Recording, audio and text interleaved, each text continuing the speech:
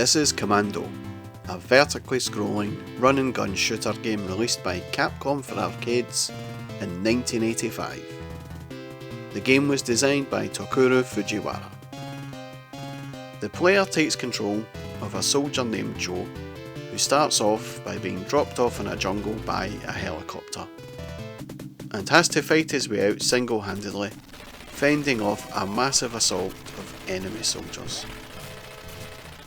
The player is armed with an infinite supply of ammunition for the assault rifle, as well as a limited supply of hand grenades. The player moves up the screen and can shoot in any of the 8 directions he faces, but grenades can only be thrown up the screen, but do a huge amount of damage if they land in between a group of enemy soldiers.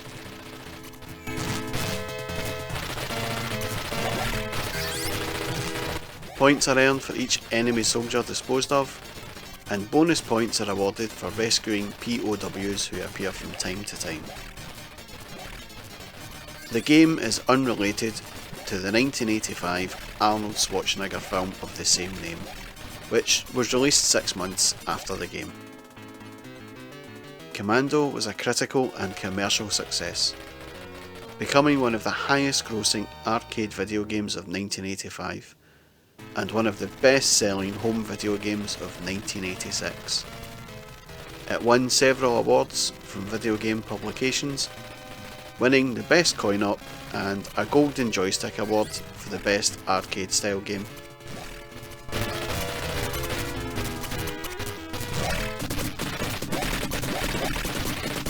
It was also highly influential, spawning numerous clones following its release. While popularising the run-and-gun shooter genre, its influence can be seen in many later shooter games, especially those released during the late 1980s to early 1990s.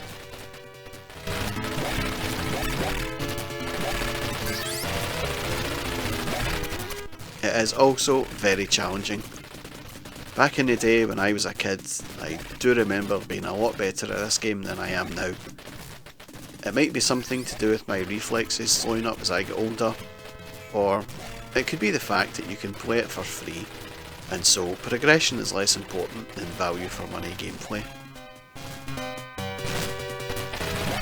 Younger gamers are going to look at this and think the game is piss easy. The enemy AI is non-existent. Their bullets just seem to hover towards you, and they can't shoot as far as you can. And on the surface, that looks to be the case.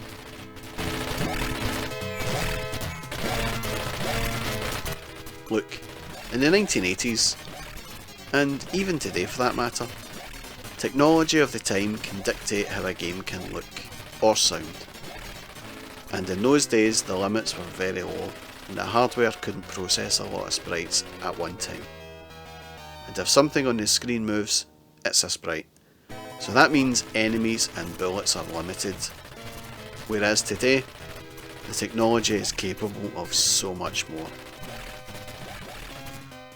But just because it looks easy, do not make the mistake of thinking that it is. Older games present a different challenge. Give it a go, if you don't believe me.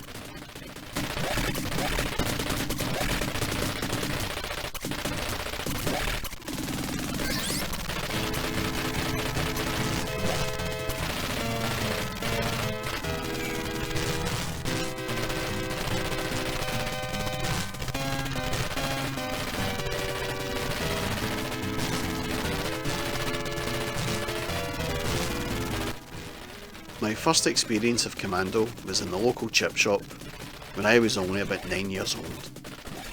A full-size cabinet was something to behold, as it towered way above me, but thankfully the owner had left an old ginger bottle crate next to the machine, so the smaller patrons could stand on it and play the game. You got to get those 20p's in somehow, I guess.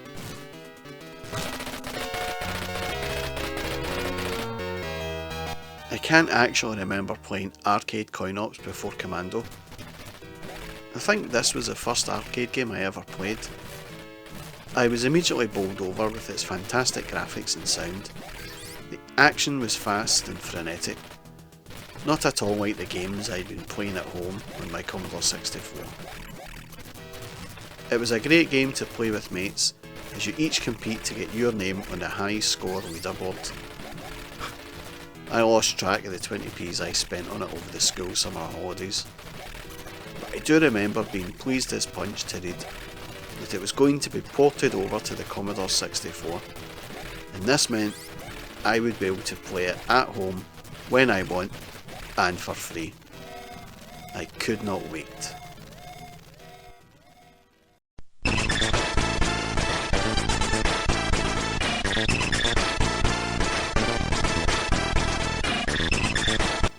The original version of Commando on the Commodore 64 was a little bit disappointing. I mean, it was a great game to play, but there just wasn't a whole lot of it to play. The home port of the game only had 3 levels, so it was quite short. But years later, a full version was released by Nostalgia, and this is the version I am playing now.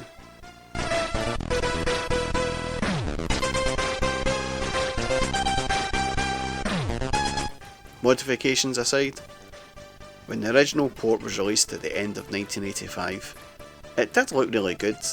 Well, I mean, the colours were not as vibrant and everything was either brown or grey or green, but you could tell that Elite put a whole lot of effort into the game. But the most amazing thing about Commando on a Commodore 64 was the music soundtrack by Rob Hubbard. Here is what the great man has to say about the Commando soundtrack on a Commodore 64.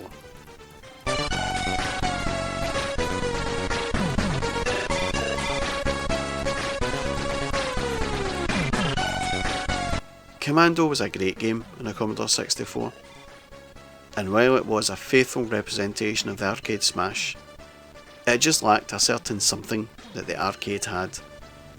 And for me, whenever I play Commando, I opt for the arcade version. It's just that little bit less blocky, and with easier controls, it is more enjoyable too. Commando was a huge success for Capcom. It's also been credited as the product that shot Capcom to 8-bit Silicon stardom. It was also responsible for me getting hooked on coin-ops, and viewing them as the best place to see and play the games of the future.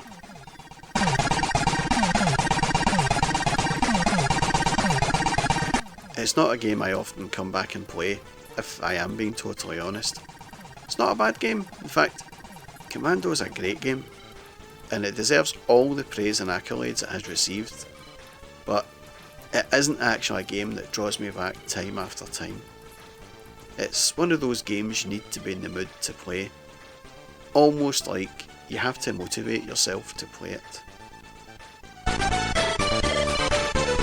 In closing, Commando for me is one of those games that seemed to signal a real leap forward in arcade technology and started to show the gap that would only get wider between coin-op and home ports, and for the home market it would be all about survival of the fittest.